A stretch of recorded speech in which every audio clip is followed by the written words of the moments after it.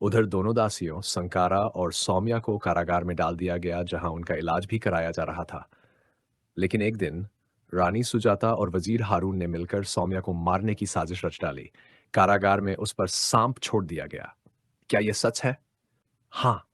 सौम्या को मारकर सबूत मिटाने की पूरी कोशिश की गई थी, लेकिन शुक्र है सैनिक सुरक्षा ने समय रहते उसे बचा लिया। उधर राजगुरु रामानुजम राजपरिवार के वंश को आगे बढ़ाने की चिंता में डूबे थे। उन्होंने रानियों के गर्भधारण का गुप्त परीक्षण कराया, जिसमें चौंकाने वाली बात सामने आई। रानी सुजाता गर्भधारण में असमर्थ पाई गई। यह रहस्य केवल राजगुरु रामानुजम के सीने में दफन था। राजगुरु का चेहरा गंभीर था। अगर वंश नहीं बढ़ा तो राज्य का भविष्य क्या होगा? यह सोचकर उन्होंने राजा शीलध्वज से छोटी रानी रोमा को वापस लाने का अनुरोध किया, या फिर दूसरी शादी का प्रस्ताव रखा। लेकिन राजा शीलध्वज ने ठुकरा दिया। रोमा को वापस नहीं लाया जाएगा, और दूसरी शादी कभी नहीं। उधर वजीर हारून ने एक लड़की का जिक्र किया, जो कुछ दिन पहले सरेआम राजमार्ग पर राजा शीलध्वज के हाथी के सामने जा खड़ी हुई थी। यहां हमारा खेल चल रहा है, हाथी को पीछे ले जाओ, वो लड़की चीखी थी। और उसकी जिद के आगे राजा को हार माननी पड़ी थी। हाथी मोड़ना पड़ा था। वजीर हारून मुस्कुराया। वही लड़की है जो इस राज्य की रानी बन सकती है। और देखते ही देखते राजा शीलध्वज की शादी उसी जिद्दी मगर हिम्मती लड़की से हो गई। इधर बड़ी रानी सुजाता और वजीर हारून मिलकर उस नई रानी शालिनी को गर्भधारण न कर सके, ऐसी दवा दिला देते हैं। इधर राजगुरु रामानुजम रानी शालिनी तथा रानी सुजाता दोनों का फिर से चेकअप कराते हैं, जिसमें स्पष्ट हो जाता है कि दोनों रानियां निपुत्री हैं। यह सुनकर राजगुरु रामानुजम गहरी सोच में डूब जाते हैं। कुछ देर बाद वह राजा शीलवज के समक्ष एक अप्रत्याशित प्रस्ताव रखते हैं। राजन, हमें निष्कासित रानी रोमा को वापस बुलाना चाहिए। राजा शीलवज चौंक जाते हैं। क्या रोमा को वापस लाने की बात कर रहे हो राजगुरु? हाँ महाराज। राजगुरु का स्वर दृढ़ था। यही एकमात्र उपाय है। राजा थोड़ी देर सोचते हैं, फिर गंभीर स्वर में कहते हैं, अगर यह सच में आवश्यक है तो हमें स्वयं जाकर रानी रोमा को खोजना होगा। अगले ही दिन राजगुरु रामानुजम और राजा शीलवज एक रहस्यमय आश्रम की ओर प्रस्थान करते हैं। वहां पहुंचकर वे चारों ओर नजर दौड़ाते हैं। क्या यही वह स्थान है जहां रोमा को देखा गया था? राजा ने पूछा। जी महाराज, एक साधु ने कहा। रानी रोमा यहीं रहती हैं, परंतु परंतु क्या? राजगुरु ने उत्सुकता से पूछा। उन्हें मनाने के लिए आपको बहुत प्रयास करना पड़ेगा। साधु का उत्तर सुनकर राजा और राजगुरु दोनों एक दूसरे की ओर देखते हैं। अब आगे क्या होगा? उसी दौरान राज परिवार से एक सैनिक एक बेहद अहम सूचना लेकर दौड़ता हुआ आता है, लेकिन किसी ने उसकी पीठ में तीर मार दिया। वह बुरी तरह घायल हो चुका है। फिर भी वह हिम्मत नहीं हारता। लड़खड़ाते कदमों से राजगुरु और राजा शीलवत तक पहुंचने की कोशिश करता है, और पहुंचते ही वहीं दम तोड़ देता है। राजगुरु उसके मृत शरीर के पास झुकते हैं, और तभी उसकी जेब से एक पत्र मिलता है। पत्र पढ़ते ही राजगुरु चौंक उठते हैं। दासी सौम्या की याददाश्त लौट आई है। यह सुनकर राजा शीलवत भी स्तब्ध रह जाते हैं। अब रानी रोमा पर लगे आरोपों का फैसला करना जरूरी हो गया है। तभी उन्हें सूचना मिलती है, रानी रोमा महल में लौट चुकी है। यह सुनते ही राजा शीलवत तुरंत वापस महल की ओर रवाना हो जाते हैं। उधर उसी समय उस आश्रम वाले सन्यासी से राजगुरु रामानुजम ने धीरे से कान में कहा, रानी रोमा को यहां खतरा है। उन्हें यहां से अलग कर देना होगा, जल्दी।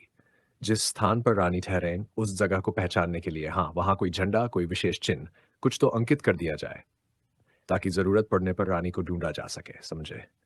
इधर रानी सुजाता ने वजीर हारून को राजमहल में अपने पास बुलाकर कहा, वजीर साहब, क्या आपको ज्ञात नहीं कि रानी रोमा को दोबारा खोजकर लाया जा रहा है, जो कि हमारे रास्ते के लिए सबसे बड़ा कांटा है। जाओ और जल्दी से जल्दी वहां जाकर कुछ करो, वरना हमारे लिए आगे आने वाले समय में कोई बड़ी मुसीबत खड़ी हो सकती है। इस पर वजीर हारून मुस्कुराया और बोला, रानी सुजाता, इस संबंध में आपको चिंता करने की कोई जरूरत नहीं, क्योंकि ये सब तो हमारे बाएं हाथ का खेल है। इस प्रकार से जवाब देकर वजीर हारून वहां से निकल गया, आंखों में आत्मविश्वास और चाल में साजिश की परछाई। इधर राजदरबार में दासी सौम्या को लाया जाता है। दासी सौम्या घबराई हुई आवाज में कहती है, उस दासी संकारा ने मुझसे मुझसे चम्मच मांगी थी महाराज। मैंने चम्मच दी। फिर न जाने क्या हुआ, मुझे कुछ याद ही नहीं रहा। फिर खाना बनाने का आदेश भी उसी संकारा ने दिया और कहा कि यह राजा का आदेश है। सब हैरान हो जाती है। मगर महाराज के लिए जो खाना बना था वो तो मैंने ही बनाया था अपने हाथों से, और वह भी छोटी रानी रोमा के कहने पर। लेकिन लेकिन रानी रोमा ने उस खाने में कोई भी वस्तु अपने हाथों से नहीं डाली थी। बिल्कुल कुछ नहीं। राजा शीलवत्स गंभीर होते हुए कहते हैं, क्या? छोटी रानी रोमा के यहाँ खाना बनाने का आदेश मैंने तो कभी दिया ही नहीं। इधर निष्कासित रानी रोमा को फिर से खोजने निकल पड़े राजा शीलध्वज और राजगुरु। लेकिन जैसे ही वे उस आश्रम पहुंचे, उन्हें वहां का मंजर देखकर सांसें थम गई। चारों ओर सिर्फ राख, जलती लकड़ियां और मौत की खामोशी थी। रात के अंधेरे में वजीर हारून ने रच डाली थी एक भयानक साजिश। उसने आश्रम को चारों तरफ से घेरकर आग के हवाले कर दिया था। किसी को भागने तक का मौका नहीं मिला। इसी नरसंहार में मारे गए दो इच्छाधारी नाग जो मानव रूप में वहां शरण लिए हुए थे। लेकिन एक चमत्कार हुआ। एक इच्छाधारी नागपुत्री बच गई। वो किसी तरह बिल में छुपकर जान बचा पाई। राजगुरु रामानुजम खोज करते करते गांव में झंडा और मकान के चिन्हों को देखते हुए अंततः रानी को खोज ही लाते हैं। जैसे ही रानी रोमा वापस आती है, उनकी सुरक्षा व्यवस्था और भी सख्त कर दी जाती है। लेकिन रानी रोमा पर एक बार फिर से जानलेवा हमला होता है। इस बार बड़ी रानी सुजाता और वजीर हारून खुद इसके पीछे होते हैं। पर शुक्र है, सुरक्षा में तैनात सैनिकों की सतर्कता से रानी रोमा बाल बाल बच जाती है। और फिर एक और कोशिश। इस बार मंदिर में पूजा के समय दीपक में सफेद बारूद भर दी जाती है। कितनी भयानक साजिश थी ये। लेकिन किस्मत ने फिर साथ दिया। दीपक रानी नहीं, दासी जलाकर देती है, और दासी उस हादसे का शिकार बन जाती है। क्या ये रुकेंगे, या रानी रोमा अब खुद कुछ करने जा रही है? राजगुरु रामानुजम एक बार फिर तीनों रानियों का गर्भधारण चेकअप कराते हैं, और तभी सामने आता है एक चौंकाने वाला सच। बड़ी रानी सुजाता के गर्भ में बच्चा नहीं बल्कि रसोली यानी एक तरह का फोड़ा पाया जाता है। यह सुनते ही दरबार में सन्नाटा छा जाता है। वहीं दूसरी रानी रोमा के गर्भ की बात करें तो राजगुरु को वहां दो बच्चों के होने का संकेत मिलता है। दो बच्चे। मगर फिर भी राजगुरु रामानुजम सबके सामने क्या कहते हैं?